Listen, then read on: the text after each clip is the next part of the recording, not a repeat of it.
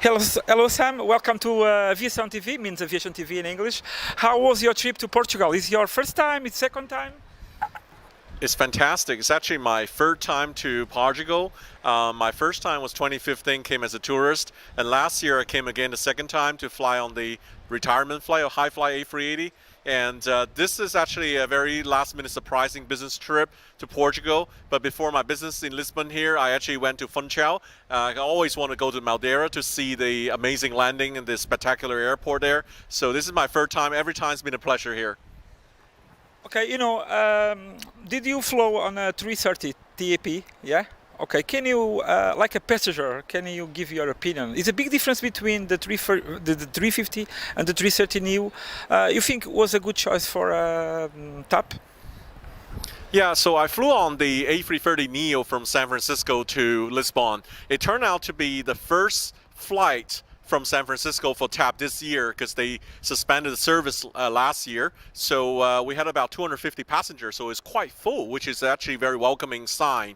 The A330neo, from my experience, inside the cabin is much quieter than the traditional conventional A330 CEO version. It's got a better fuel burn rate, as per the pilot told me. Apart from that, the cabin was brand new. The TAP has done a great job to transform the cabin, business class, economy class, all new Recaro seats. To me, I think TAP doesn't really need A350. In my opinion, because all the flight TAP serves South America, Brazil, America is less than 10 hours. So the A330neo do just fine. And obviously it's come down to the financials, the numbers, that if they were able to expand quickly on the airline, they were able to get the A330neo quicker than the A350, then that's the choice, the model. Unfortunately, COVID hit. During this transformation, TAP came along the way. So I see a lot of 330s are parked right now in the airport. There's a lot of new planes TAP bought. TAP bought A320, 321neo, 330neo. But again, COVID really hit hard on TAP and all the airline industry. There's so many new planes are parked right now. They're not able to utilize all their brand new fleet. So that is really, really sad, actually. And did you get a chance to travel on that 320 new LR? Yeah, no. No, not yet, because TAP is still using now for America and for Brazil. Yeah. Okay, another question. What do you think what will happen in aviation? Because you have a lot of experience for many years, and you know there are many problems now. You think something will change in aviation? Oh, aviation is changing every day. I mean, it's to everybody's surprise. You look at U.S. right now with the travel just bounced back much faster than everybody had thought. Every flight in the U.S. is packed, is full, because people feeling confident after all the vaccination take place.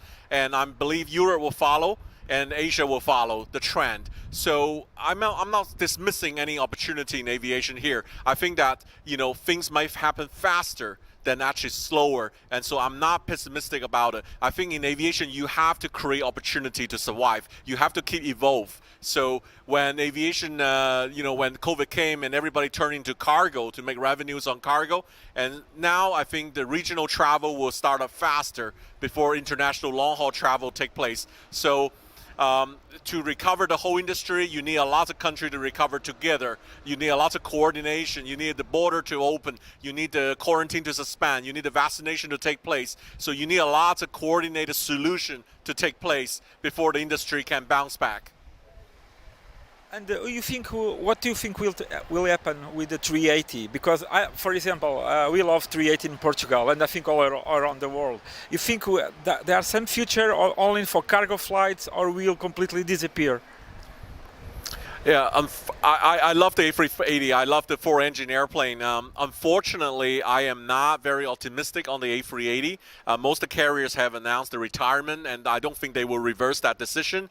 To bring back the A380 after a year of stale or idle is a lot of cost for the airline. And now airlines, they have smaller fleets, like TAP has the 321LR. And so the idea is to using a more smaller, more efficient twin-engine airplane to push the yield up. So to have that commercial viability. The A380 model was, again, 10, 20 years ago, the technology, the engines on the A380 were older technology. They were not able to compete with the 787 or the 350 engine to have a less fuel burn to create that economics.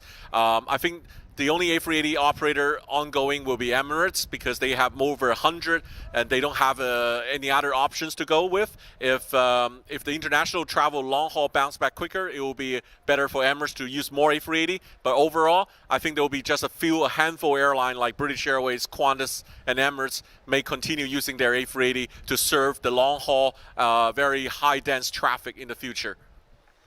Okay, now some personal questions. How did you start in aviation? And until today, I think you began some years ago, some 5 years ago, or yeah, you are in aviation. I'll tell you. Yes. Okay.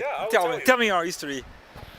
Right. I always love aviation. Aviation is a hobby of mine. It's never been a job, really, because whatever I do, I still felt it was a passion, and I never felt a day at work because, lots of hard work. You travel through time zones. You have jet lag. You go day and night. You go to morning spotting at 6 a.m. when a special plane comes, or 9 p.m.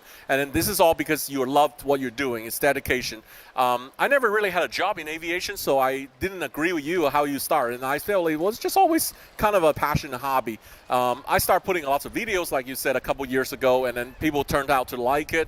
And the thing is, the magic thing is, it's this all the content helped me to get to where I am today. I didn't spend 1 cent in advertising myself or spending advertising to tell people. It's all about the creative aviation content, the unique ability, the access, the networking in aviation helped me propel me to today. And I vow to continue to contribute more. I want to do better aviation content. I want to show the Funchal landing, to show to the world how unique the places are. I want to go to all the dangerous approach at the airport in the world. Will come a new video about Portugal, right? Oh yeah, you will see the 330neo, like I mentioned, the experience on TAP. A lot of people actually said a lot of bad things about TAP, and I, Like before I take off, Like and then what? people will warn you, say, oh, TAP is the worst in Europe. The way I look at it, actually, I had a pretty positive experience, and then of course I didn't get paid by TAP to say this, but you look at TAP, they were unfortunate in the sense that they were in a private ownership, they were in a good management, but COVID hit. They have new airplanes, 321, 320, 330 neos, but you look at the service, the food, the seats on board are all very good. The food is actually the strength on TAP, I think. But the thing is, the other thing you look at in airline is look at how they recover from a setback. If you have a lot of management change, if you have ownership change, if you've gone back to government, state-owned airline, that's going to have a lot of setback. That's going to have a lot of, create lots of ripples going through every layer in your airline. And that's what I think TAP is kind of got caught in the middle of all this. And TAP is not alone right now. In the aviation industry right now, it's all about survival. It's about saving cash mode. Lots of states are putting out cash to bail out the airline. So you have to listen to what the state's owner want to do. So unfortunately right now, it's not a free economic game right now. But my experience on TAP are rather positive. I have 3 very good flights, and going to Funchal, I flew on the Retrojet, the A321 TAP. That was fantastic color. Okay, thank you, Sam, for you stay with us today here with Aviation TV. Yeah, thank you. My Thank you. pleasure.